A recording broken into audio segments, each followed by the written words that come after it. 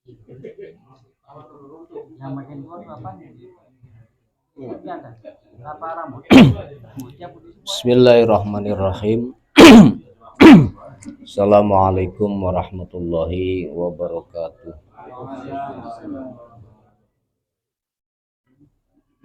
Al-Fatihah. A'udzubillahi minasyaitonir. Bismillahirrahmanirrahim.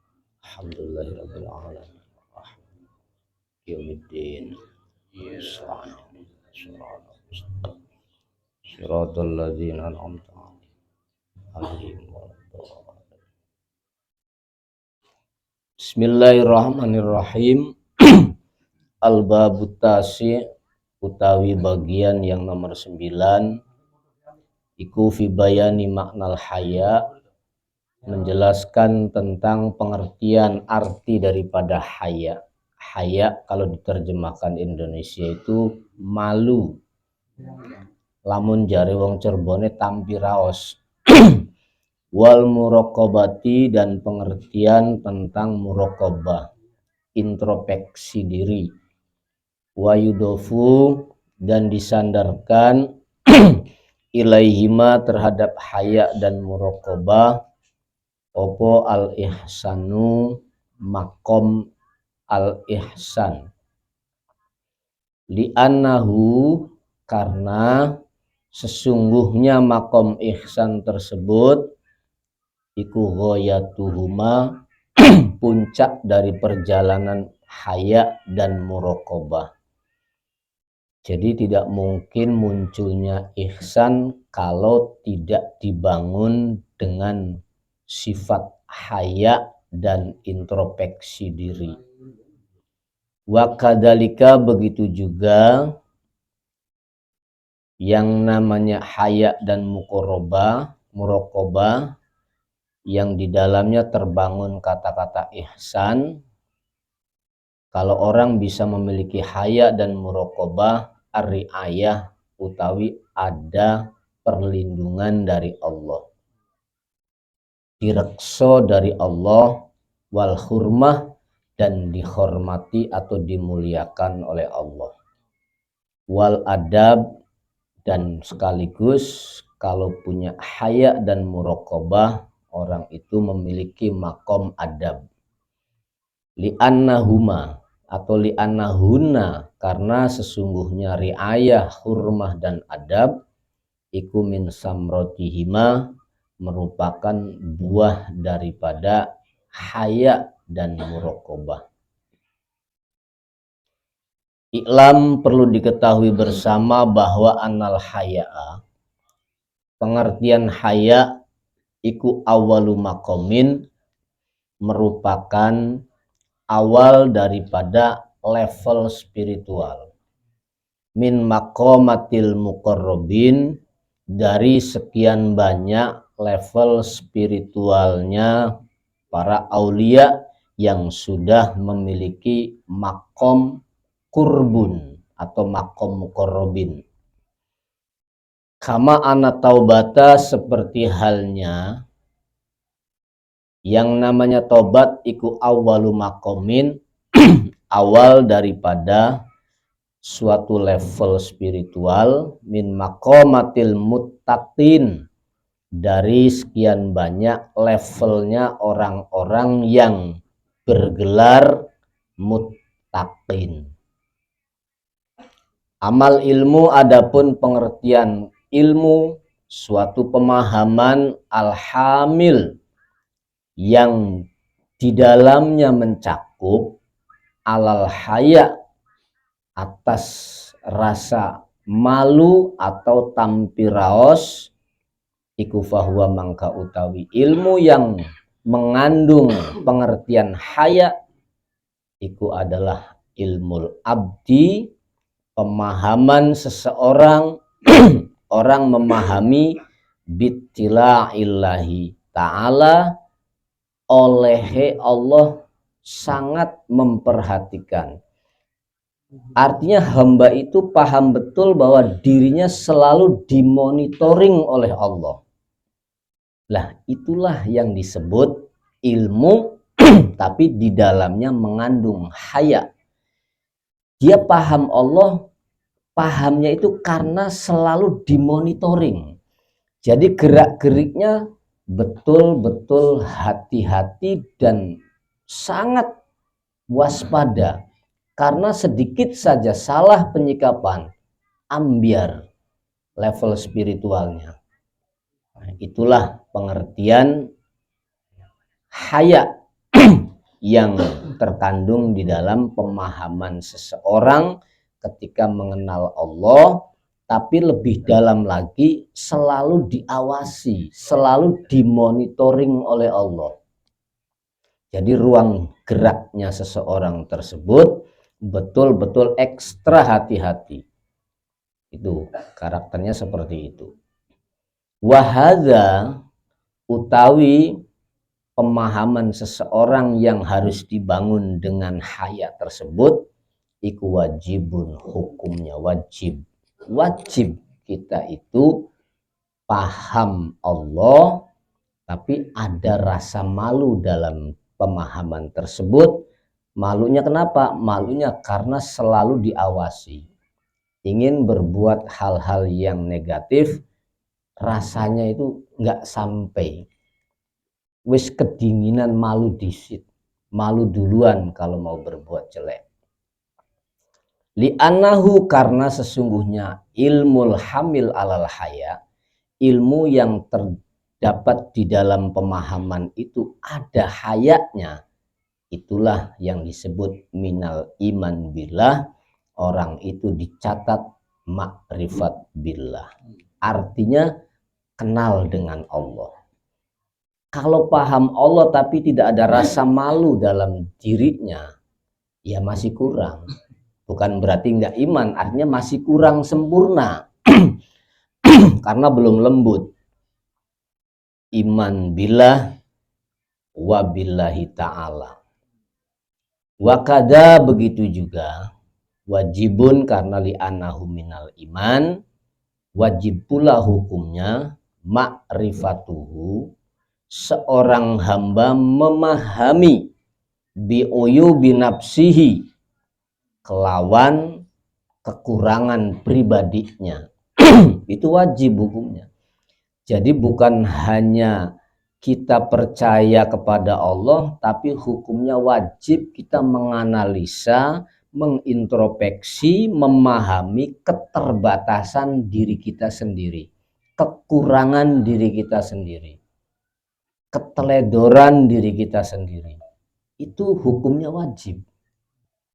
Wakusuriha, dan sembronone awake dhewe, artinya pekerjaan yang kita kerjakan kadang-kadang tidak sesuai dengan aturan, berarti kan sembrono, tidak beraturan.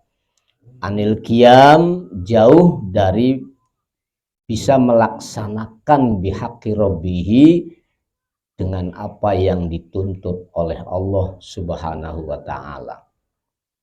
Wahada, utawi mengetahui keterbatasan dirinya sendiri, aidon, begitu juga iku wajibun, hukumnya wajib.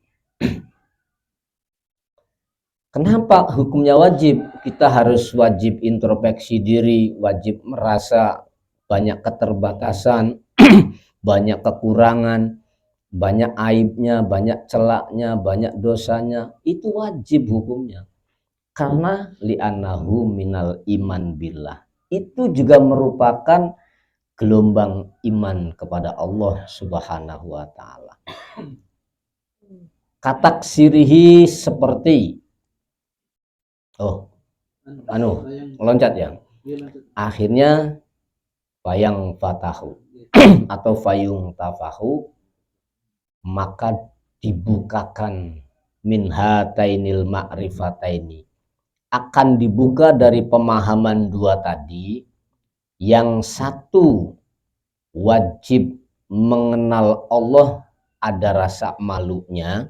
Yang kedua wajib merasa keterbatasan dirinya sendiri. Lah, kalau sudah memiliki dua terminologi di atas tadi, maka akan dibuka opo halun, sikap mental, garis miring spirit iman akan dibuka. Yusama yang disebut opo hal disebut al haya'a ing makom haya. Makanya kata Nabi al haya minal iman. Yang dimaksud haya itu yang betul-betul dibangun dari ilmu pengetahuan yang matang. Setelah matang dia lembut, merasa dimonitoring oleh Allah sehingga tampil raos, sehingga tidak sekarpe dewek melakui. Lah, haya yang begitu definisinya yang dikategorikan minal iman. Bukan hanya sekedar wah mulai diizin. Karena apa? Karena utangnya akeh, beliwane teko ya beda urusannya. Iya kan? Mulai sinah marani Kang Asep, asale masih dua beban moral. Ya duduk haya yang dimaksud kata Rasul al haya minal iman bukan itu. Definisinya haya minal iman ya yang seperti ini definisinya. Iya, malunya pada Allah. Itu yang dimaksud haya minal iman. Jadi kita paham satu teks pengertian haya setelah dikupas materi kajiannya, ternyata seperti itu definisi haya yang sebenarnya. Wahwa utawi haya secara terminologi bahasa iku itroku ainil galeb, merupakan merunduknya perasaan mata batinnya dia, merunduk, dingkluk, tapi yang dingkluk bukan kepalanya, tapi mata batinnya. Intuisi perasaannya sing dingkluk, kelembutan jiwanya yang merunduk. Merunduknya karena apa? Khojalan krono takut. Takutnya kepada siapa? Minallahi, dari Allah Ta'ala. Contohnya katak sirihi seperti tindakan sembrononya seseorang fi wajibi haqihi ketika dia tidak melaksanakan kewajiban yang Allah berikan kepadanya. Dia merasa sembrono, merasa kurang ajar, merasa sekarepe dewek ketika diberi perintah oleh Allah. Nah, dia layak takut. Kok jangan-jangan nanti saya dihukum karena melanggar aturan yang punya aturan. Kita melanggar aturan hukum sosial saja kita kena konsekuensinya. Apalagi melanggar aturan Allah, otomatis juga ada konsekuensinya. Nah, takutnya itu karena memandang dia mengerjakan sesuatu tidak sesuai apa yang Allah kehendaki. Tuh, makanya dia takut. Nah, takut itulah yang disebut haya. Karena saking fahamnya, sehingga dia merasa banyak keterbatasan dan kekurangan dari sana sini. Sehingga dia malu kepada Allah. Malunya campur takut. Nah, itu secara teks bahasanya seperti itu. Koma wal qadrul wajib utawi ukuran yang wajib min hadal halah dari spirit haya ini, kadar wajibnya sebagaimana seberapa kadarnya tuh. Kan ada kadarnya, ada ukurannya, ada timbangannya. Seberapakah kadar wajibnya kita itu harus haya min hadal halah ikuma yahisu. Ukuran wajib yang paling rendah dari spirit haya adalah sesuatu yahisu yang sesuatu itu bisa mendorong opoma. Spirit yang bisa mendorong ala tarkil mahdurat untuk meninggalkan hal-hal negatif. Itu ukuran paling minimnya itu.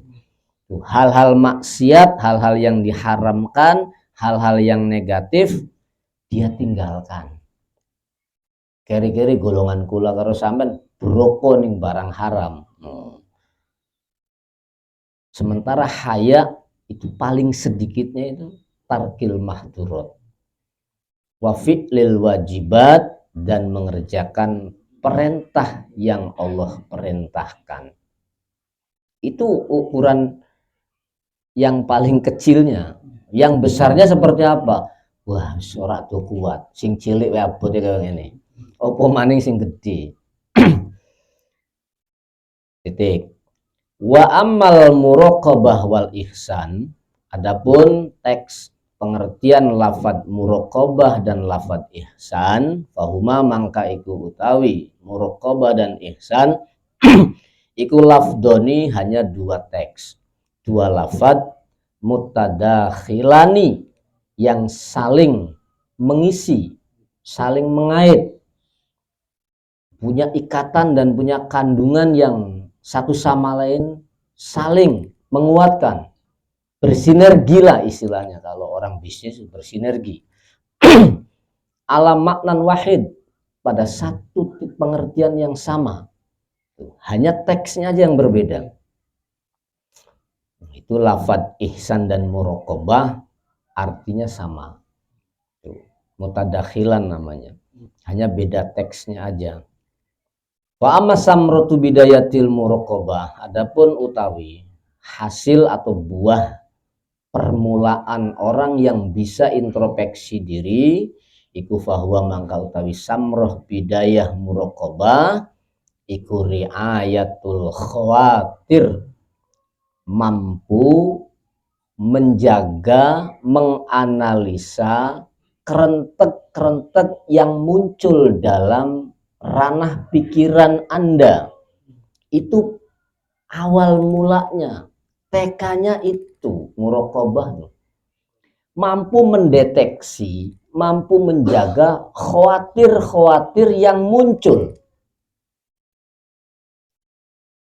Nah, ini sangat berat, karena kita sendiri khawatir itu bisa jadi lamatul malak, ya, ide dari malaikat atau ide positif, bisa lamatus syayatin, bisa ide negatif dari kubu sebelah. Iya kan? Nah, yang paling hebat lagi ketika orang itu nambah alim, idenya itu kelihatan positif Bang Asep, tapi endingnya negatif. Itu yang paling berat. Lah makanya di situ perlu kelembutan yang lebih lembut lagi. Makanya kan dalam satu kisah Syekh Abdul Qadir Jilani ketika menggeluti dunia torekoh itu ketika dalam suasana dia kholwatnya dengan zikirnya beliau yang sudah diilmuni, sekalipun berkilauan cahaya, gemerlapnya cahaya begitu dahsyat, tapi dia mampu ihsya ya lain, bangsat kamu. Iya kan? Yang lainnya yo unggi mbah sendika dawuh jenengan memang sing tak karepe ngene iki teko. Lah ini kan beda kan? Tuh. Terjebak. Ini yang paling ngeri itu ketika terjebak dalam kebenaran kan. Kalau terjebak dalam kesesatan, ya ketok barang bener kan. Ini sih barangnya bener, tapi jeruannya bener. Saya analogkan madu dipakai racun. Nah, jelas kelihatannya madu kan saya. Nah, orang yang paham ada racunnya itu kan berarti sangat kritisnya, sangat tajamnya penciuman. Oh, ini madu tapi ada racunnya. Nggak mau minum. Sing sajane glek-glek, wah madu dah. Suket ijo dah. Iya kan istilahnya. Proyek gede. Nikmat, urusan belakangan kan ngono kuwi. Sekalipun yang dikorbankan agama, demi kepentingan, demi materi, sebabad habis saja. Padahal itu madu, tapi ada racunnya. Lah yang tahu madu ada racunnya nggak makan mungkin mau toh. Tapi yang tidak tahu, gelenggeng-gelenggeng bareng katanya madu kan Asep. Belum. Ya sekarang mati seketika sobai. Lah ya artinya begitu. Nah, sederhananya seperti itu. Bidayah muraqabah adalah riayatul khawatir. Itu riayatul khawatir. Wa kashfuma iltabasa minha, dan bidayah buah awal dari muraqabah itu kashfuma, akan terang terbuka suatu hal yang tadinya belum terbuka. Sesuatu yang tadinya belum bisa dipahami jadi paham. Itu buah dari muraqabah. Orang kalau sering introspeksi diri, ya, sering menganalisa, sering mendiagnosa, sering meneliti, sering mengkaji, yang tadinya nggak paham jadi paham, kan gitu. Itu buah daripada muraqabah. Otomatis hal yang tadinya nggak jelas jadi jelas, hal yang tadinya samar jadi terang. Termasuk samroh buah bidayatil muraqabah wal adab. Minha iku setengah daripada khawatir orang kok bisa mendeteksi kerentek bagus dan kerentek tidak bagus. Itulah wal adab ma'allah, orang itu betul-betul beretika di hadapan Allah. Itulah yang dimaksud dia punya etika di hadapan Allah. Rasul adab. Kadang-kadang golongan kula-kulaan itu suul adab batin nih. Hari dohiri sih taat kabeh. Iya toh. Bakal kabeh tajuk kebek, ya, masjid kebek. Tapi madep rai mungkur hati lah menjarong jayo Kang Asep. Artinya seperti itu. Katone fisiknya beradab kepada Allah, tapi jeroane kurang ajar. Ini banyak terjadi tanpa disadari. Nah, itu wal adab ma'allah. Sebab kenapa dia punya adab kepada Allah bi hurmati muraqabatihi, karena dia mulia sebab introspeksinya dia. Karena sering introspeksi, sering menganalisa, sering mengkaji, sering mendiagnosa, sehingga terbuka dan tampil raos, merasa rendah, merasa hina, merasa kotor di hadapan Allah. Akhirnya itulah yang disebut buah daripada muraqabah. Awalnya terus dia mampu bisa memilah, oh iki bisikan kubu sebelah, walaupun katone enak tapi endingnya belena. Tahu. Tapi lamunan wadag aten-atene ya wis gleb-gleb bae, leg-leg bae. Tuh. Grep-grep bae lamunan kok Ngasep. Mumpung ana kan ngono. Iki bahayanya di situ letaknya. Si mumpung. Wal haya alal wasbil am al khos. Jadi lapat haya itu merupakan sifat umum tapi dikehendaki khusus. Umumnya isin, tapi khususnya isin yang dibangun dengan ilmu yang matang sehingga dia paham betul dengan Allah. Terus muncul rasa itu, rasa malu, takut kepada Allah. Itu khususnya. Kalau umumnya ya isin aja. Yang penting angger duwe isin ya masih anu imane. Kan konon umumnya kan, tapi isin yang ada imannya itu secara khusus maksudnya. Bukan umum. Khusus masalahnya. Karena pengertian khusus itu sama dengan sir. Apa itu artinya sir? Sir itu suatu pengertian yang tidak banyak diketahui oleh khalayak umum. Namanya sir. Sirun min asrorillah, umpama ada bahasa sirul asror.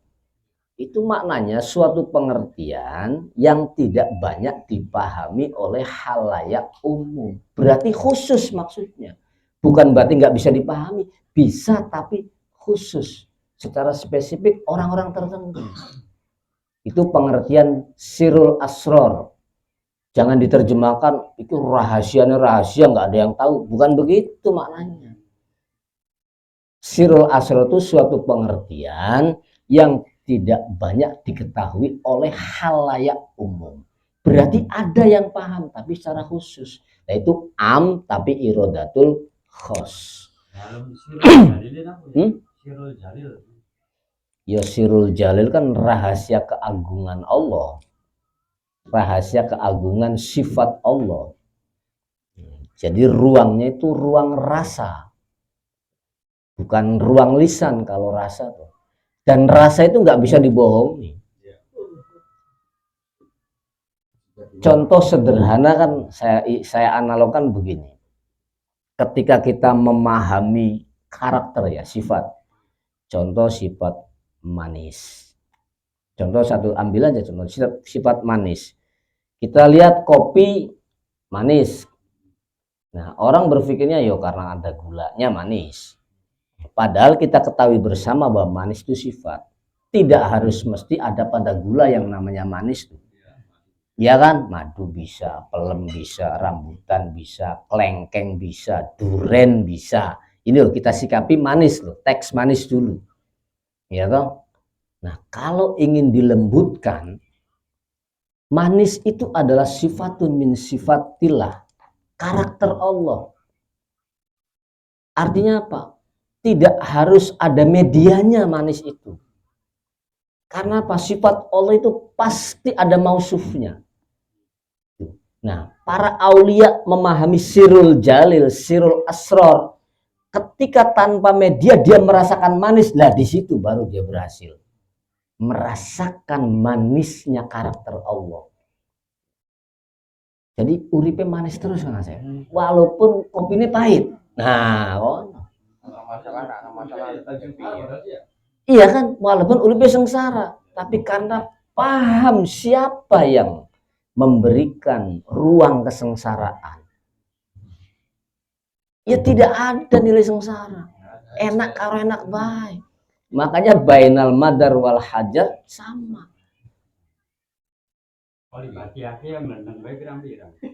Istilahnya seperti itu. Nah, ini sih kita belajar muraqabah tentang sifat. Nah, para aulia itu ketika mengejar manis supaya tidak terpaku, tersandra, terbegal oleh media. Ya tadi tuh gula, duren, madu, kelengkeng itu kan media. Ya kan? Tapi para aulia lebih lembut lagi. Tanpa media pun dia mampu merasakan manisnya. Karena itu karakter Allah. Termasuk media bu, media. Ya, diantaranya media. Dan belum tentu bahagia awak waras didake. Kan ngono. Orang saya tawar ya gitu. Itu contoh sederhana begitu. Kayak Kang Hadi, sirul jalil berarti rahasia keagungan itu sampai medianya nggak ada, tapi agungnya selalu ada. Menurut medianya sudah nggak ada, gulanya laka, tapi rasanya manis itu betul-betul sifatun min sifatil ilah. Akhirnya kata Imam Ibnu Athaillah, likulli syai'in Allah maujudun fihi. Karena di mana ada sifat pasti tidak jauh dari mausuf. Kan gitu Kang Asep. Berarti kalau gitu bukan hanya manis saja. Iya, semuanya. Manis, asin, asem, pahit, getir, itu sifatun min sifatil ilah. Sifatnya Gusti Allah kabeh. Makanya yes enak kabeh. Nah, makanya kita jangan tersandra oleh medianya. Itu maksudnya. Ajun deleng medianya. Jadi supaya inkisaf, supaya buka batuke, supaya melotok batuke. Ini sih analisis sederhana, itu contoh sederhana, tapi kan logis, ya kan?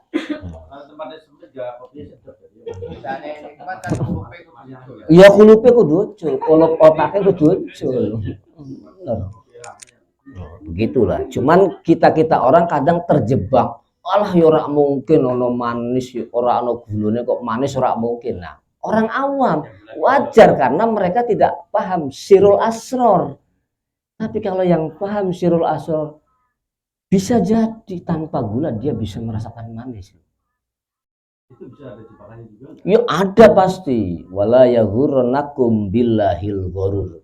jebakan tertinggi itu ketika menyikapi kebenaran Allah. Terjebak dalam kebenaran ini yang paling tapi lumayan kalau sudah menyelami pintu kebenaran atau lautan kebenaran, terjebaknya enak, Mas. Karena apa? Mudah sadar. Bedanya itu. Karena nggak ada yang maksum. Selain para nabi nggak ada yang maksum. Ya kan gitu. Beda dengan maksum, tidak ada kata terjebak. Karena memang settingannya sudah settingan ilahiyat kan. Adabanil robbi fa'ahsana ta'dibi. Beda. Kalau kita pasti wajib maksiat. Iya. Wajibnya tuh maksiat, kita wajib terjebak. Nah, cuman sebijak-bijaknya orang, sebaik-baiknya orang yang sadar akan keterjebakannya, sadar akan kesalahannya, sadar akan kekurangannya, sadar akan dosanya. Itu sebaik-baiknya orang. Nah, itu bahasanya seperti itu. Wa amal wasful am ikuma, adapun sifat secara umum ikuma adalah suatu pengertian amaro yang perintah bihi dengan ma sopo Rasulullah sallallahu alaihi wasallam fi qaulihi dalam dawuh Kanjeng Rasul, istahyu minallah haqqul haya, isino sira kabeh minallahi saking Allah haqqul haya kang temenanan isine. Nah, manifestasinya seperti apa ini? Pembuktiannya harus bagaimana? Kongkon isin kang sak temenane isin. Nggak akan bisa kalau tidak dibangun dengan pemahaman dulu. Pemahaman dulu, isine diilmuni, bahasanya mongko kan saya. Jadi ilmune isine diilmuni dulu. Malunya dimasak dulu, jangan ditelan mentah-mentah. Yang penting isin. Berarti sesuai dengan hadisnya Kanjeng Nabi. Belum tentu. Isine diilmuni dulu, dimasak dulu dengan ilmu, digodok dulu, digembleng dulu dengan ilmu. Nantinya lembut. Setelah lembut, itulah karakter malu yang dikehendaki oleh Kanjeng Rasul dan Allah Subhanahu wa Ta'ala. Qalu pada matur sapa sahabat, ya Rasul, inna nastahi ya Rasulullah. Ya Rasul, kami juga malu ya Rasul. Qala laisa dzalik. Kanjeng Nabi jawab, bukan seperti itu orang malu tuh. Iya, kalau ngomong saya malu ya Rasul, bisa kabeh. Kulai isin, kulai tampiros, bisa kabeh Kang Asep. Tapi bukan ranah lisan malu di sini, tapi halia, spirit yang sangat dalam. Karena saking pahamnya dengan Allah sehingga dia muncul malu. Bagian lakawong kan isin. Itulah karakter malu yang dimaksud. Sehingga para sahabat ketika, ya Rasulullah, inna nastahi ya Rasulullah. Qala, jawab Kanjeng Rasul, laisa dalik, bukan mekoten singaran isinku, jari Kanjeng Nabi. Walakin man istahya minallah, hanya saja orang yang betul-betul malu kepada Allah, haqqul haya, yang malunya betul-betul falyahfad al-raqsa, hendaknya menjaga sapa wong ar-raqsa ing kepala. Ini kan umum. Yang dimaksud kepala itu bukan kepala fisik aslinya sih. Karena kan lafadznya umum tapi irodatil khos. Maksudnya gitu. Sama dengan istilahnya, naiklah kamu ke perahunya Nabi Nuh. Bukan perahu fisik yang dimaksud. Ikutlah ajarannya Nuh yang dilambangkan seperti perahu. Kan gitu. Kalau kita ambil spiritnya, ikutlah ajarannya Nuh yang seperti perahu bisa mengarungi bahtera kehidupan yang begitu dahsyat. Jadi kalau kita terpaku pada perahunya ya mentok namanya. Terjebak. Tidak paham ruhnya perahu. Kan gitu. Sama dengan kanjeng Nabi ketika berwasiat kepada Abu Dharin, ya Abu Dharin, jadid safinatak fa innal bahrul amir. Wahai Abu Dhar, perbaharuilah perahu jiwamu. Nah kan gitu harusnya pengertiannya. Sing perlu dibenahi itu jiwanya. Tapi Nabi menggunakan istilah perahu supaya mudah dicerna dulu gitu loh. Nah, setelah itu bukan perahu fisik maksudnya. Tapi perahu jiwa yang akan menyelami lautan kehidupan yang begitu beraneka macam dan gelombangnya luar biasa dahsyatnya. Itu yang perlu dibenahi. Sama, jagalah kepalamu. Maksudnya ini bukan kepala ini, bukan kongon tuku helm anti tembak Kang Usu, cuma ini. Artinya jagalah mahkota jiwamu. Apa mahkota jiwamu? Spiritmu kau bangun, jiwamu kau bangun, hatimu kau bangun. Itulah tujuannya. Diistilahkan kepala. Karena orang tanpa kepala itu ya nggak punya nilai kan. Sehebat apapun, seganteng apapun, jadi yo dasta kan, dijerai kan. Nah ini makanya kepala itu sangat penting. Wama wa'a al batona, dan juga hal-hal yang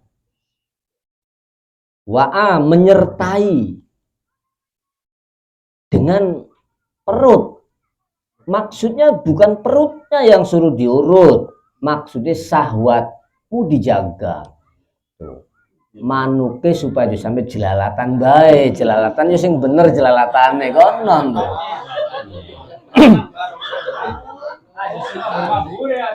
Aja sok labrok-labrok oke.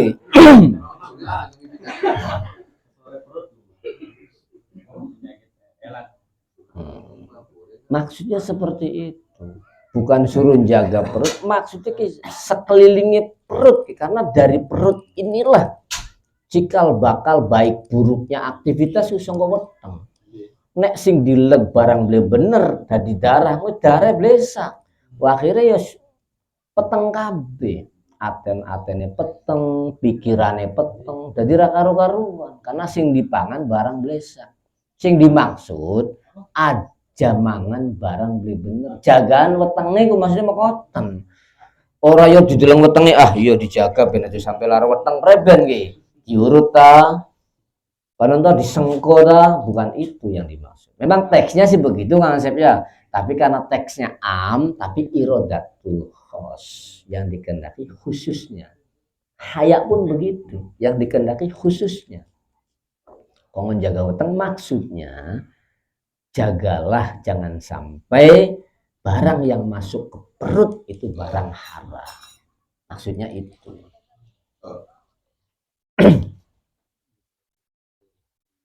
Wama hawa, dan hal-hal yang sekeliling perut. Apa baiklah. Wal yadkur al mauta wal bala, dan selalu ingat, selalu sadar kita pasti akan berpisah dengan fisik materi ini. Wal bala, dan pasti endingnya fisik ini pasti akan rusak. Tidak ada yang kekal dan abadi. Itu nanti kesadarannya sampai ke situ. Secara umum. Titik. Waman arodal akhirata, wong utawi sapa ngelamun iku aroda kepingin al akhirata ing hal-hal akhirat atau nuansa positif, kita istilahkan sederhana aja, kepengen amal-amal yang positif. Ciri-cirinya wong sing cita-citane ingin menggapai akhirat iku taroka zinata dunya, ble gemlodogen, cara kasar ngomong, ble brokoning duit, sungkan luru ruwet di pikiran. Ya ari wong luru kan pegel di pikirannya. Wah wis ndungsang malik, iya kan, Batie be pegel apa maning rugi wah nambah pegel. Ya kan posting beli payu-payu waduh. Iya kan? Nah seperti itu. Ciri-cirinya orang yang spiritnya pengen akhirat pasti taruh kazinata dunia. Aksesoris materialistis ini diselehke. Artinya tidak begitu haus, tidak begitu menggebu-gebu, tidak memaksakan diri, sak onone sak ngluyure. Itu gambarannya. Faman fa'ala dalik, orang yang mau atau mampu mengerjakan itu, meninggalkan aksesoris materialistis, artinya mau gawe ruwet pikirane. Kalau diistilahkan dunia itu ruwet di pikiran, mau gawe ruwet nih pikiran, tapi tanggung jawab itu hebat. Ari wong lanang ku beli wajib makanya Kang Asep wajibin duit. Kan koten beli. Iya sampai sampai belum makanya beli apa asal duit. Nah, iya kan. Oh. Wajibin duit beli wajib makanya. Makanya bang duitnya tetap diumbang ya kan ora bingung. Ki guyonane ngono kan beli wajib makanya wajibin duit.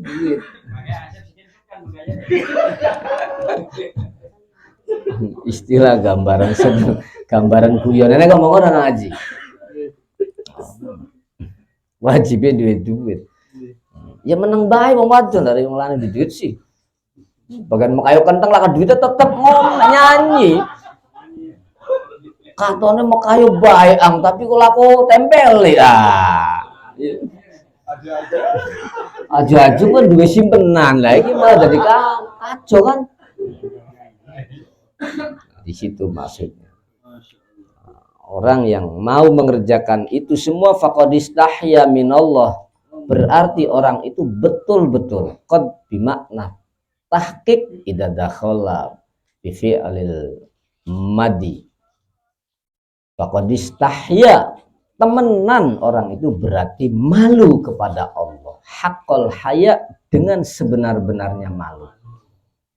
Jadi orang malu itu ciri-cirinya malu yang secara sir itu tidak mengejar materi terlalu nemen.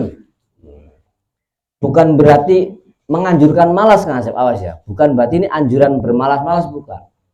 Tapi ranah jiwa tidak ngelangsur ke materi. Tidak gerangsang lah artinya. Sepongange, sak legone, sak mampu, sak titahe. Sing penting duit wajib. Oh no. Katone blokan Mekah ya Kang Asep tapi duitnya ana belaku kan bagus kan. Kan kono beli. Tapi ada Mekah balakan duitnya geger. Akun hakol haya itu gambarannya seperti itu. Wahadal haya utawi makom haya atau teks malu itu minal makomat, merupakan beberapa level spiritual. Wa amal haya al khos, adapun malu yang secara khusus. Wal ahwal minal ahwal, dari beberapa situasi dan kondisi. Wahwa iku manakola, keterangan nukila kang diambil an Utsman bin Affan, dari sahabat Utsman bin Affan radhiyallahu anhu, annahu, sesungguhnya Utsman bin Affan iku qol dawuh, inilah al-tasilu fil bait al-mudlim, ini sedaya ingsun iku la al-tasilu, malu sapa ingsun, malu fil baitil mudlim, dalam kamar mandi yang gelap, pang tawiyah, maka saya nutupi. Padahal kamar mandi jagate peteng, wudu be malu, hayaan minallah, sampai nerobos, istilahnya sifat malunya sampai nerobos, dari dalam sampai keluar. Ya kan harusnya kan fisik nggak ada kaitannya kan. Sampai fisiknya ikut ditutupi. Padahal jakatnya peteng. Lah kasih nginte kan Asep. Tapi kok izin lah, ini saking hebatnya. Saking khosnya luar biasa. Dari kedalaman rohaniyahnya merasa malu dengan Allah sampai lahiriahnya ikut kegawa. Bayangkan, itu gambaran malu yang luar biasa. Dari kelembutan yang dalam dari spirit rohaniyahnya sampai nerobos ning jasad.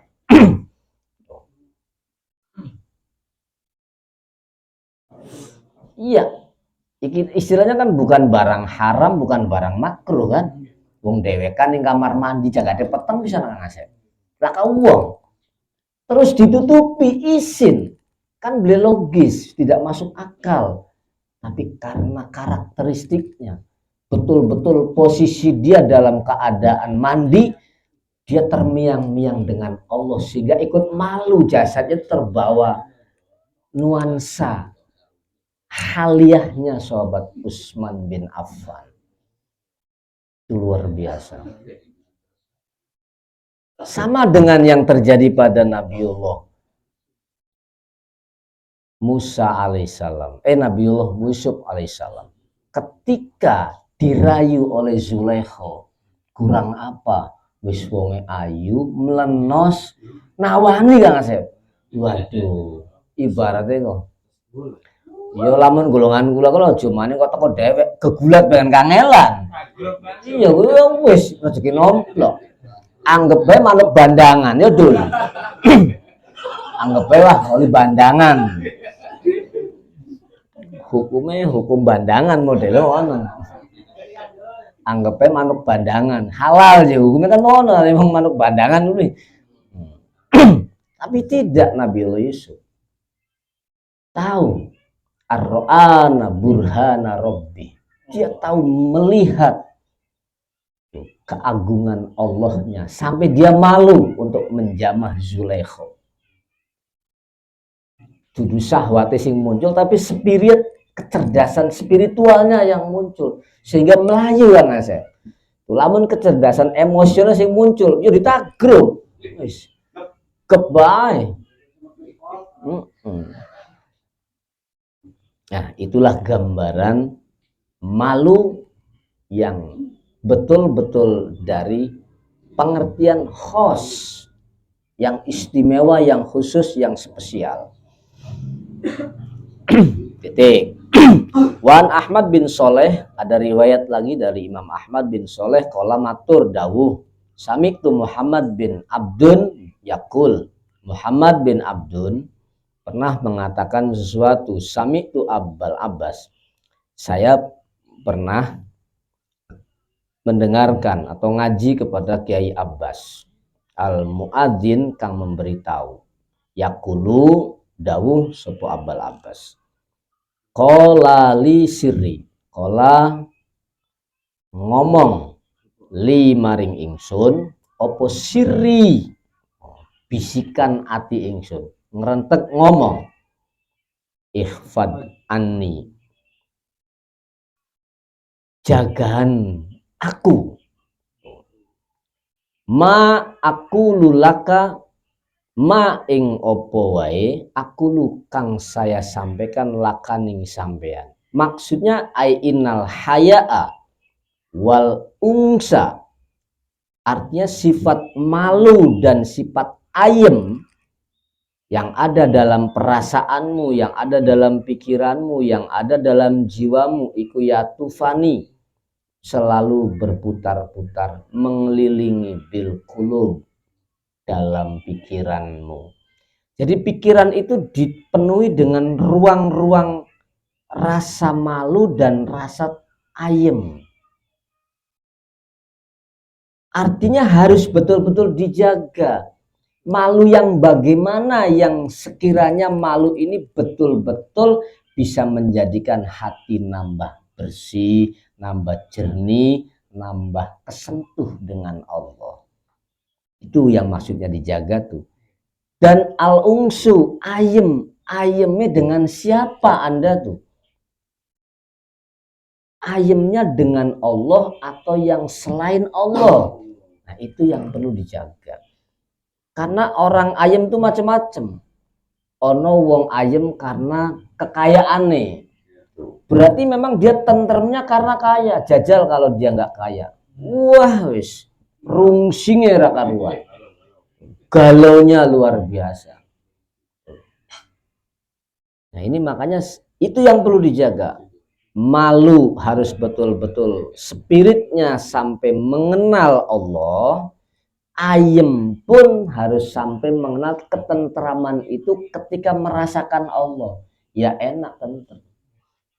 Ketika belum ayem merasakan karakteristik Allah, maka belum kesentuh ayem yang hakiki.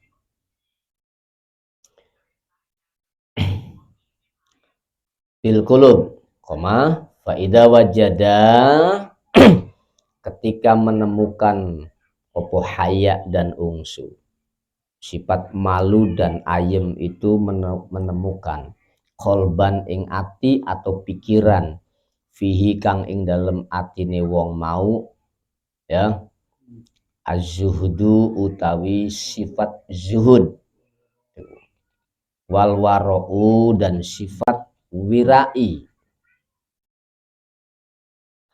Khotto mangka jangka itu ya melaku, simane mubeng-mubeng khotto makan jangka melaku.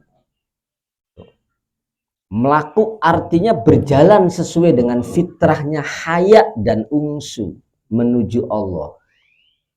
Kalau hatinya itu ada karakteristik zuhud, artinya zuhud dia hidup apa adanya, nerimo ing pandum, sederhana, atau wirai. Sak ndure zuhud itu wirai, sak ndure wirai itu tawakal, sak ndure tawakal itu takwa. Itu makanya makom-makomnya rentetannya begitu. Ketika hati ada karakteristik zuhud, kesederhanaan, apa adanya, jujur, tulus, ya haya dan malu ini merapat. Artinya nambah luar biasa. Malunya betul-betul sesuai dengan apa yang Allah harapkan, kata-kata malu. Tentramnya betul-betul apa yang Allah berikan ketentraman itu. Artinya tepat, tidak akan meleset. Tapi kalau tidak ada zuhud dalam jiwa dan pikiran seseorang, sifat ayem dan sifat malunya itu ora bener. Isine isin bobat, tentreme tentrem bobat. Kamuflase. Hanya doping sesaat, hanya doping sesaat. Doping sesaat. Enaknya sekelenteng tapi sengsara seketiga rendeng. Iya kan? Ya enaknya kan sedelat nih. Tapi isinya seumur hidup. Kan konon. Ya orang ketika meninggalkan aib kan gitu. Enaknya sekelenteng tapi waduh, isinya seketiga rendeng. 7 turunan, wah anaknya pan tukang merkosa, aduh konan. Iya kan? Masih dieling-eling bae sampe anak putu. Kan konten. Nah, itu makanya. Wal haya lah utawi pengertian haya iku itrokur ruh. Dingkluk ke rasa. Roh itu rasa aja lah, kita istilahkan rasa. Rasanya ini dingkluk. Rohaniyah kita, rasa yang ada dalam diri kita itu betul-betul dingkluk, artinya tawadu, berserah diri, totalitas pasrah. Dingkluk nglentruk. Tuh. Kal mayit fiyadil ghosil, seperti mayit di tangan wong sing ngadusi mayit ditangani lebih kang ngadusi ya arep diwalak, arep diwalik, arep didodokaken, arep dipengkurebaken ya meneng bae nglentruk ndingkluk. Itu ndingkluknya karena nih taklilnya makelam taklil ijlalan karena betul-betul merasakan keagungan Allah atau betul-betul mengagungkan Allah. Litakzimil jalal karena agungnya dat kang maha agung.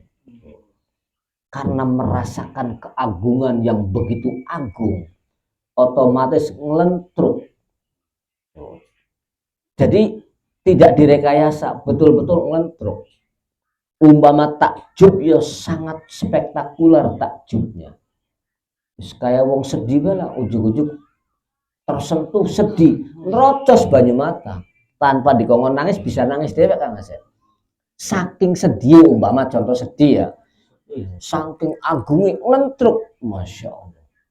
Takzimnya luar biasa. Tapi rohaniahnya bukan jasadnya ketok merunduk, boten, tapi rohaniahnya betul-betul ngelentruk di hadapan Allah Jalla Jalaluh.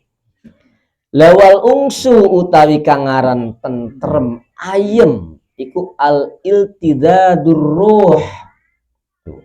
Ngerasa enak jiwanya. Lazidur ruh. Nikmat jiwanya. Maksudnya nikmat jiwanya kalau diistilahkan sederhananya urip blekaken beban Kang. Blekaken beban moral wis enak, ledat masa burung. Sing marake dadi wong uripe katon gede belblenaku karena nabung beban morile pirang-pirang. Deposit beban morile kayak waduh numpuk-numpuk. Ngayal kaken program ya kan diudag-udag terus dengan rasa yang tidak pasti. Nah, itu maknanya. Kalau ungsu betul-betul iltidadur ruh bisa merasakan lezat bikamalil jamal karena melihat atau merasakan kesempurnaan sifat jamalullah. Artinya Nabi Yusuf dalam ayune Zulaikha tidak tersandra penglihatannya. Tidak tersandra penglihatannya. Karena robos melihat jamalullah. Awalnya songo Zulaikha, akhirnya isin melayu. Lamunan, wah ayo temen, nambah nagruk berarti syahwatnya kan hebat. Dudu spirit jiwanya malunya yang hebat, tapi malu syahwatnya, kemaluannya sing hebat. Kemaluannya sing hebat. Keroncalan. Makanya sifat ungsu, tentreme ati, tentreme pikiran, tentreme jiwa, ya, dan dengkluknya jiwa ketika kumpul. Wong kalau sudah mampu memiliki dua karakteristik, merasa lezat, merasakan kesempurnaan keindahan Allah, terus dia dingkluk, ngelentruk, pasrah totalitas karena merasakan keagungan dan kebesaran Allah, kok kumpul dalam hati manusia, bahwa mangka utawi orang tersebut iku al-ghoyah fil muna, puncak dari prestasi yang diharapkan. Itulah puncak prestasinya haya yang sebenarnya. Jadi bukan sembarang malu. Ya toh? Kalau kita berbicara malu ya orang bisa semua ngomong malu, isin. Tapi isin yang bagaimana yang dikehendaki? Kalam-kalamnya para aulia, kalamnya para ambia, kalamnya Allah, kalamnya solehin yang bagaimana? Ya yang begini inilah yang dimaksud malu menurut kalam-kalam mereka.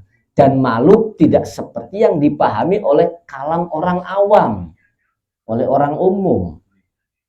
Nah, kalau sudah kumpul berarti itulah puncak keberhasilan harapan.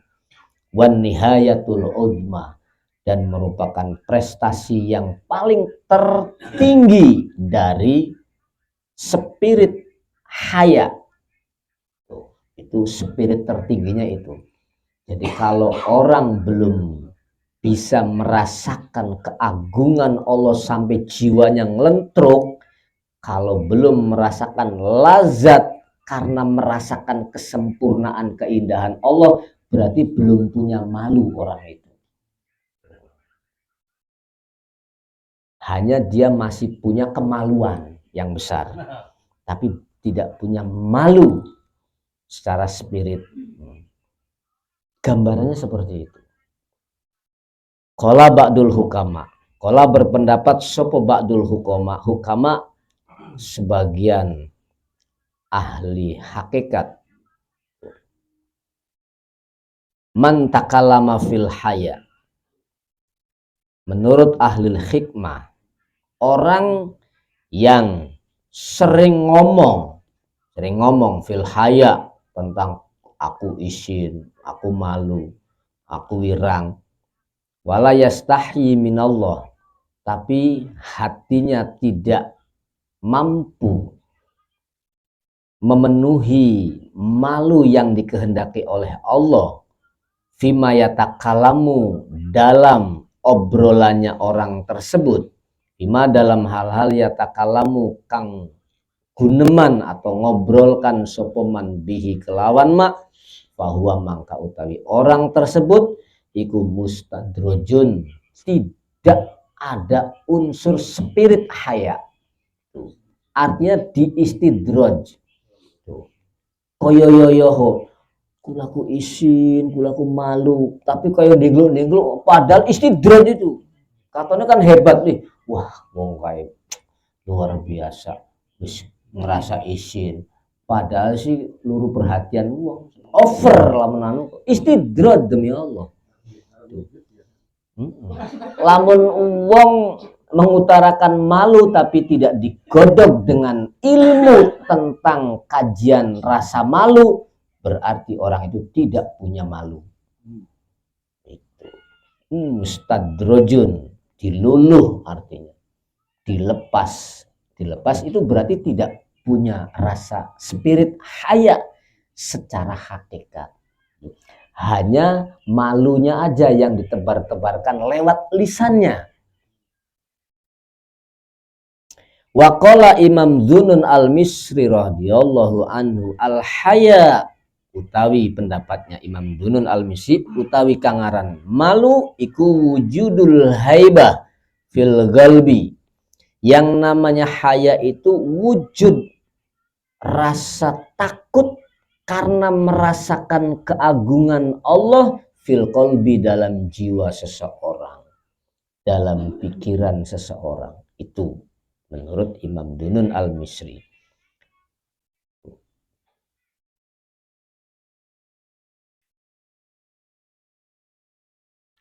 Ma'a khosyamati masabako minka ila rabbik, ing dalem sertane punya rasa malu yang sesuai keterangan-keterangan yang sudah lampau, mimma min khosyamatima, dari rasa malu yang sudah diutarakan, sabako kang wis dingin opoma mingka sangking siro ila robbika, menghadap atau memandang atau merasakan kepada Allah. Artinya ada rasa ketakutan, tapi ketakutan itu juga spirit haya yang tadi di atas tuh ngelentruk dengan merasakan jamalullah sehingga dia betul-betul iltidad, tapi ada rasa takut di situ, Pak.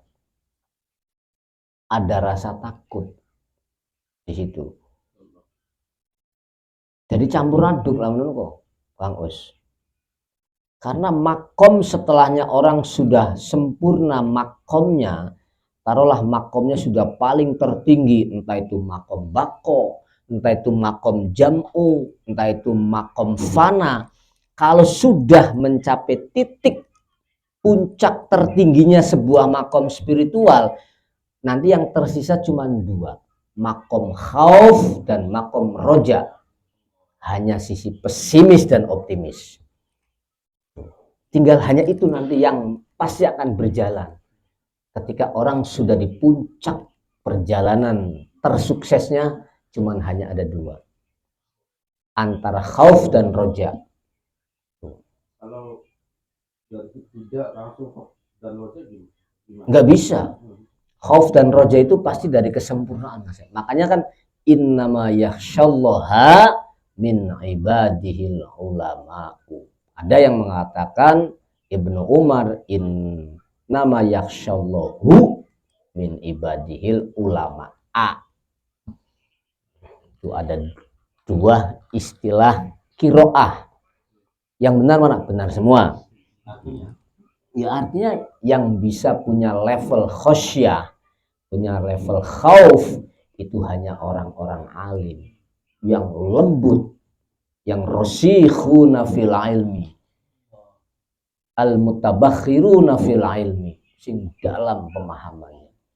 Karena puncak level makomat entah ridho, tawakal, sabar, ikhlas, taruhlah di puncak yang paling tertinggi, makom fana, makom bako, makom mahabbah. Nanti yang tersisa cuma dua, Kang Asep, khauf dan roja.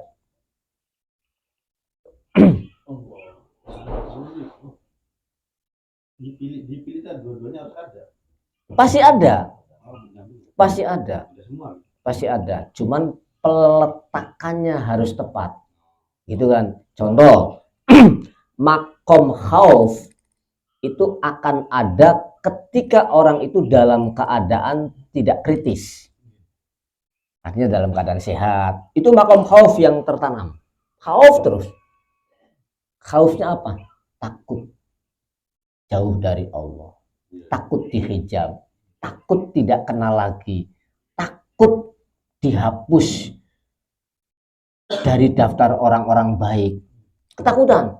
Nah, tapi kalau detik-detik kritis aja khauf sing muncul. Roja, optimisme.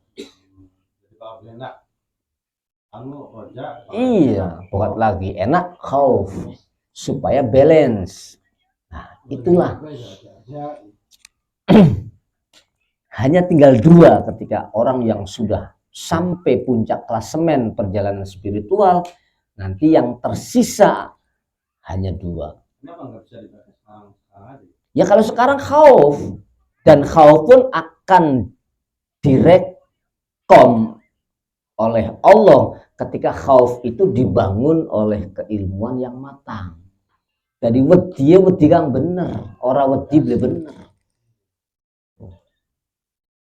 Ya sama dengan haya kan teks, tapi dipahami oleh orang umum ya isin dalam al haya minal iman, terus bisa jadi fatwa di mau idokan ngomong sekarang beda. Yang penting isin, nek dua isin berarti dua iman, tapi tidak diurai secara detail. Isin yang bagaimana yang menjadi sebuah nilai karakter iman tuh isin yang bagaimana? Yang orang ngerti. Sama dengan mubalagh, qadal faqru ayyakuna kufron. Padahal fakir di sana adalah jahlun billah. Yang mendekatkan orang bisa kufur itu karena dia tidak paham Allah. Orang gelem ngaji Kang Asep. Mun sing dadekke wong kufur ku dudu masalah materialistis, ekonomi, miskin dan kayanya bukan. Fakir di sana adalah fakirul ilm. Al jahlu billah. Pasti itu. Berarti tidak si kaya dan tidak si miskin. Kalau fakir ilmu ya kufur pasti. Tapi nah, orang awam kan nggak begitu. Makanya bangun ekonomi supaya jangan diiming-iming Indomie, kegawa imane, makaya kang lokal. Akhirnya iming-iming itu kan iya kan sugesti-sugesti yang negatif akhirnya kan. Ya jelas. Kalau mengarah ke kekufuran sih jangankan yang miskin, justru kang luwih sugih kang paling ngeri kufure. Masalah apa? Tuku telembuk bisa. Iya kan? Tuh. Jajal wong melarat, aduh arep ngodut tengok aduh. Sangu sekolah anak preben gue esuk arep ngodut be kangelan. Boro-boro panjawil bokonge wong wadon kan cara kasar ngomong, mengarah ke kekufuran ku. Edel. Tapi wong sugih gampang. Ya kan? Bro, gulat nang Kang rada sitip, mama, ya teko. Kang kaya Arab teka. Piro tarife? Nah, lebih dekat dengan kekufuran kalau hitung-hitungannya materi. Tapi di situ bukan materi, akhirnya ruhnya menyentuh semuanya. Yang dimaksud fakro di sana adalah fakrul ilmi, fakrul iman. Itu yang pasti kufur nantinya. Kan sederhananya seperti itu Kang Asep. Nah, di situ makanya khauf dan roja itu pasti akan muncul ketika sudah sempurna tahapan-tahapan makom spiritual manusia.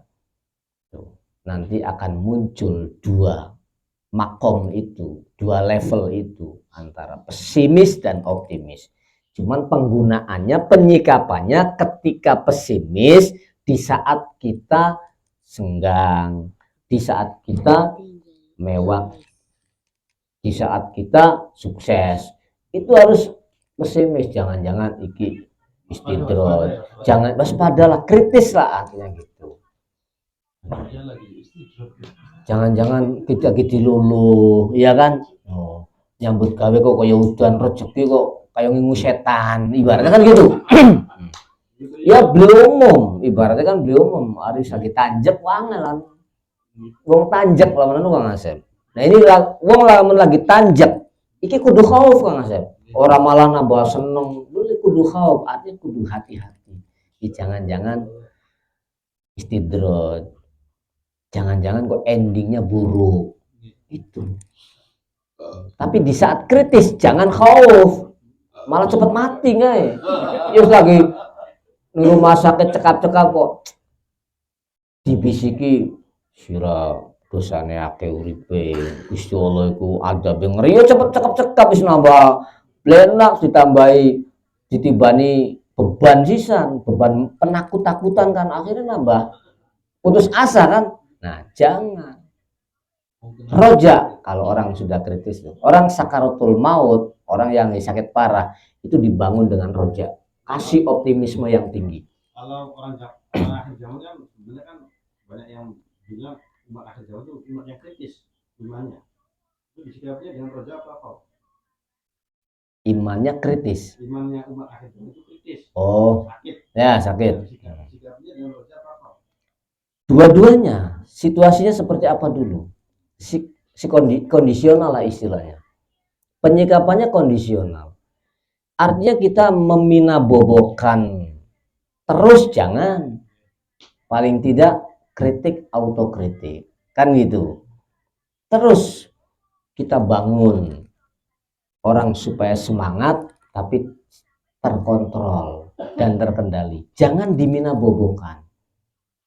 Nah, kesan religius di kalangan kita, ya di kalangan kita sendiri, di kalangan Islam itu 85% meminabobokan umat. 85%-nya tuh, yang 15%-nya betul-betul suportif, kritis. Berarti kan nggak imbang Kang Asep. Lamun deleng wong kang edan spiritualnya kok pakai nemen Kang Asep. Akhirnya apa? Ya mau dicekokin narkoba pahala terus, kapling surga, narkoba pahala. Yo ngelantur dadi ini. Wah. Sebelah karu-karuan ngeplay kan akhirnya. Padahal itulah ruang di mana dia akan berhadapan dengan istidroj. Istidroj gasik paman. Ini yang membahayakan di situ. Makanya harus hati-hati. Penerapan khauf dan roja pun hati-hati. Apalagi dalam kitab Ihya Ulumuddin sangat jelas. Sampai proses husnul khotimah dengan su'ul khotimah dikaji secara ilmiah dan real. bukan hal yang misteri. Gimana? Ya istilahnya proses su'ul khotimah dan husnul khotimah itu real, ilmiah. Bukan hal yang tidak bisa ditangkap. Dia sangat ilmiah. Ya harus dibedah, itu kajiannya banyak sekali kan. Proses faktor-faktor su'ul khotimah apa saja. Rukun su'ul khotimah ada. Dudu rukun sholat wae ono rukune. Ono rukune, ono syaratnya. Jadi ternyata kita itu wajib belajar rukun su'ul khotimah. Supaya apa? Supaya terhindar dari su'ul khotimah. Aja rukun sholat baik kan.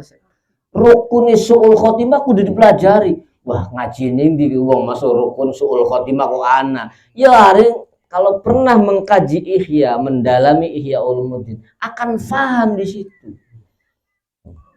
Faktor-faktornya su'ul khotimah ada.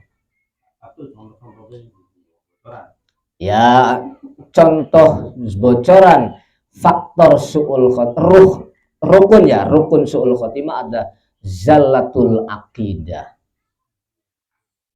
Wong matine ora duweni prinsip. Keseh, wis.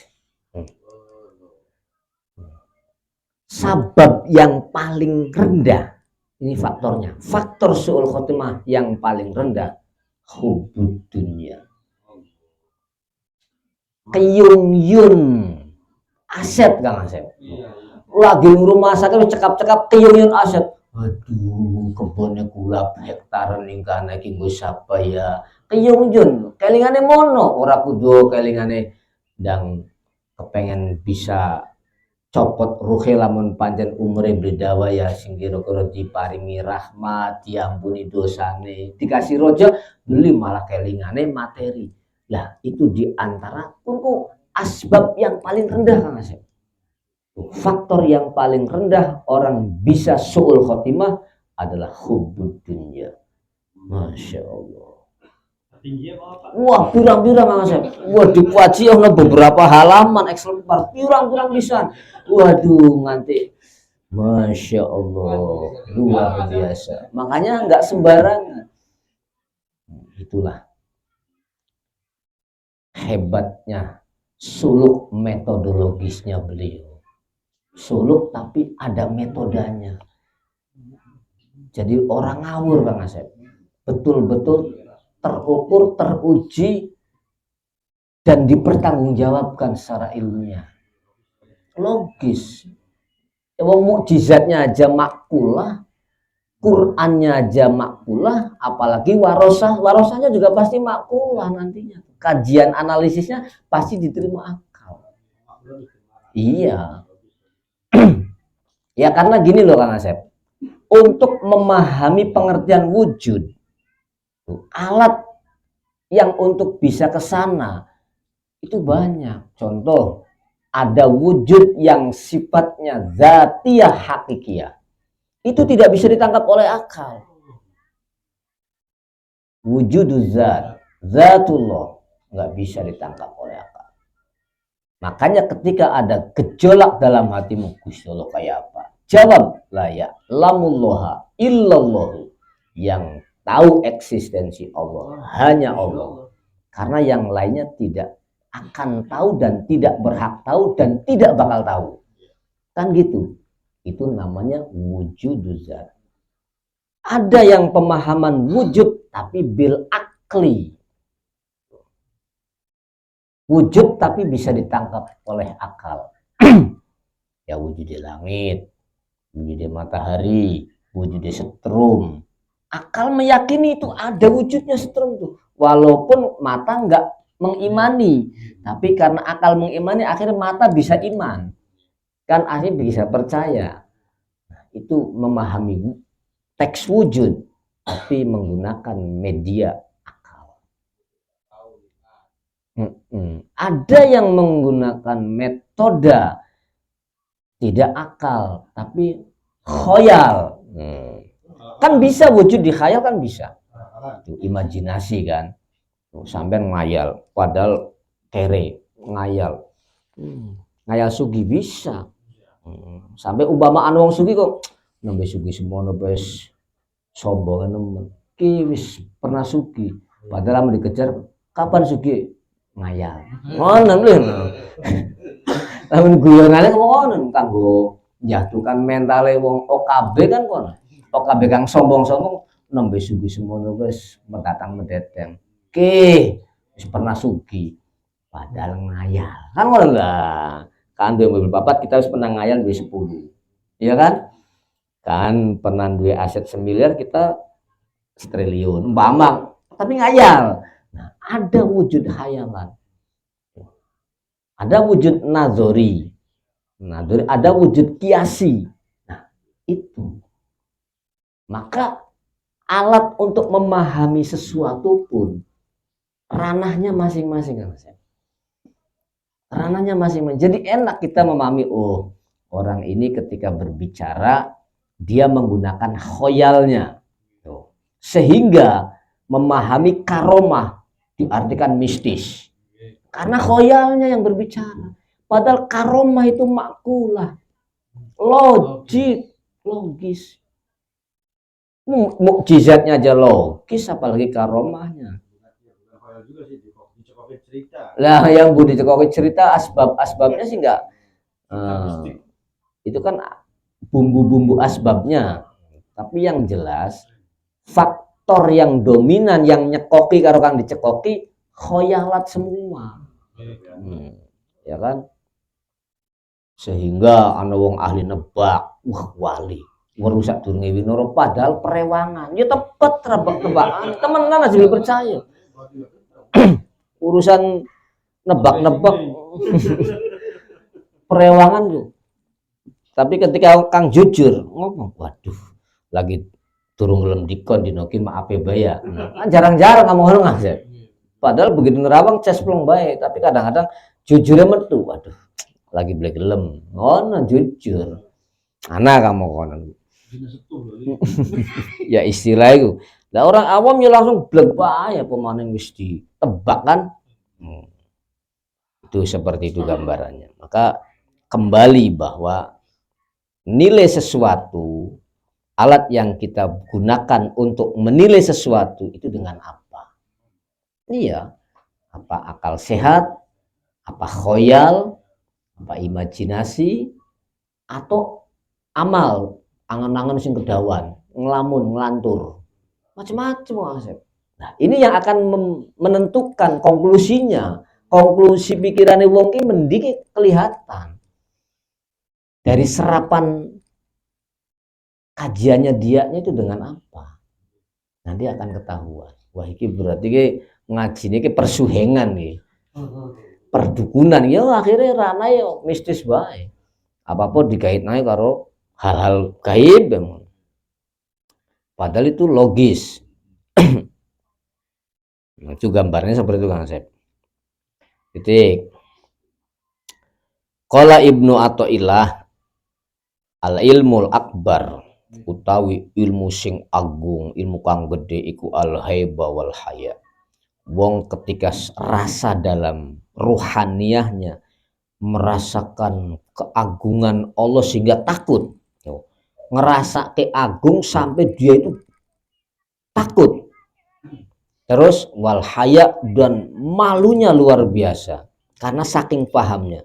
La faidadaba anhu ketika hilang dari seseorang opo al haiba wal haya, karakter merasa takut kepada Allah dan malu kepada Allah kok hilang, fala khairu fihi, tidak ada sempurna imannya. Orang duwe prinsip wong mau iku.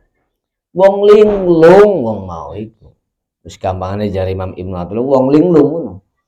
Wong beli duwe prinsip atau fala khairu wong linglung. Fala khairu ay fala kamula iman, tidak sempurna prinsipnya. Limbung wong limbung. Qala Imam Sulaiman Ad-Darani, innal ubad amilu ala arba'i darajat. Yang namanya hamba itu bekerja beraktivitas atas 4 klasifikasi kedudukan alal khauf. Ada yang beramal dengan dasar takut, ada yang mau beramal dengan dasar optimis, ada yang beramal dengan dasar betul-betul murni mengagungkan Allah, ada yang beramal betul-betul karena malu kepada Allah. Ini menurut Imam Sulaiman Ad-Darani.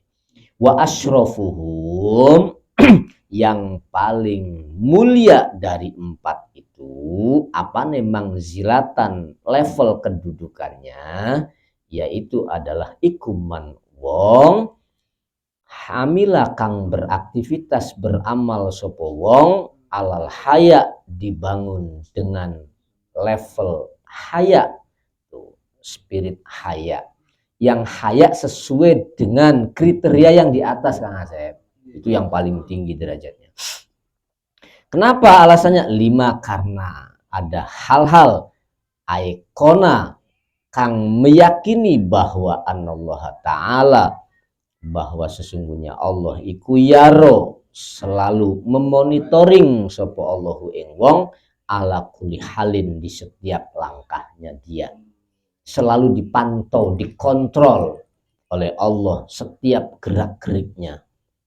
Terus setelah dikontrol istihyaan, dianya malu, mau berbuat yang enggak tuh malu, karena kontrolnya itu luar biasa, kontrol totalitas. Sampai tidak ada ruang sedikit pun tidak terkontrol, kontrolnya totalitas. Min hasanatihi, dari akhirnya dari kebaikannya, aksaro lebih banyak, mimma istahya al asun, ketimbang malunya orang yang bermaksiat. Nek wong maksiat malu ya wajar, tapi ini si wong berbuat apik kok malu, wong gawe bagus kok izin, melebihi izinnya wong maksiat Kang Asep. Lah itulah haya yang luar biasa.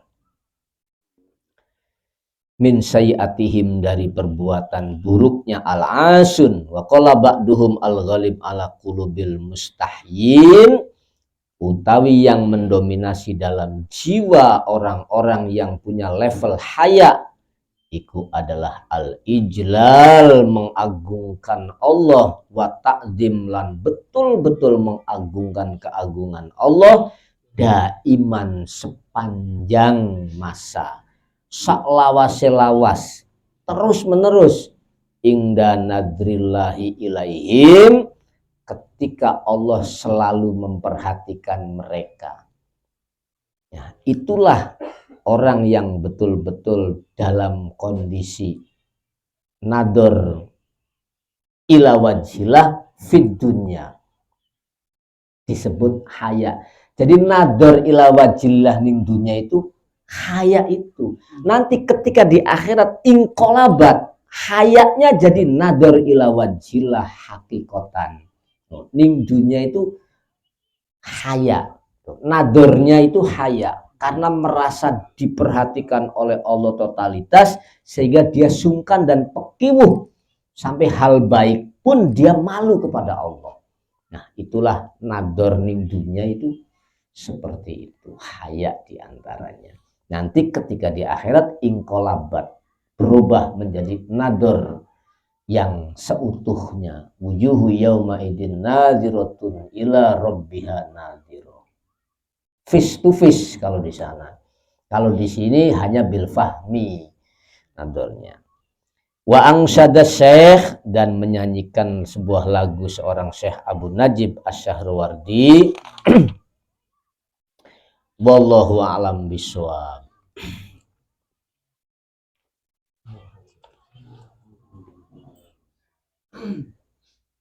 Insyaallah. Agak gaya bagus deh di sini ya. Di sini